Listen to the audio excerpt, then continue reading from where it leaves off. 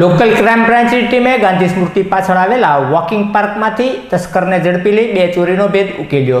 કુંભારવાડામાં રહેતો મુકેશ ઉર્ફે ચાપલો ચંદુભાઈ મેરૈયા અગાઉ ચોરીના ગુનામાં ઝડપાયેલો છે, જેની બાતમી લોકલ ક્રાઇમ બ્રાન્ચની ટીમને મળી હતી કે ગાંધી સ્મૃતિ પાછળ આવેલા વોકિંગ પાર્કની અંદર આ મુકેશ ઉર્ફે ચાપલો બેઠો છે। જે બાતમીના આધારે પોલીસે દોડી જઈ તેની તલાશી લેતા તેની પાસેથી રોકડા રૂપિયા 50,000 સહિતનો મુદ્દામાલ મળી આવ્યો હતો। જે અંગેની પૂછપરછ કરતા થોડા દિવસ પહેલા સેલ પેટ્રોલ પંપ પાછળના કારખાનામાંથી તેણે 1,18,000 રૂપિયા રોકડ મળી આવીઓની ચોરી કરી હતી, જેમાંથી 68,000 રૂપિયા વાપરી ગયો હતો। તેમાંથી વધેલા 50,000 રૂપિયા છે અને થોડા દિવસ પહેલા તેણે કાળિયાબેડ લખુભા હોલ પાસેના મકાનમાં પણ ચોરી કર્યાની કબૂલાત આપતા લોકલ ક્રાઇમ બ્રાન્ચે ધોરણોસરની કાર્યવાહી હાથ ધરી હતી।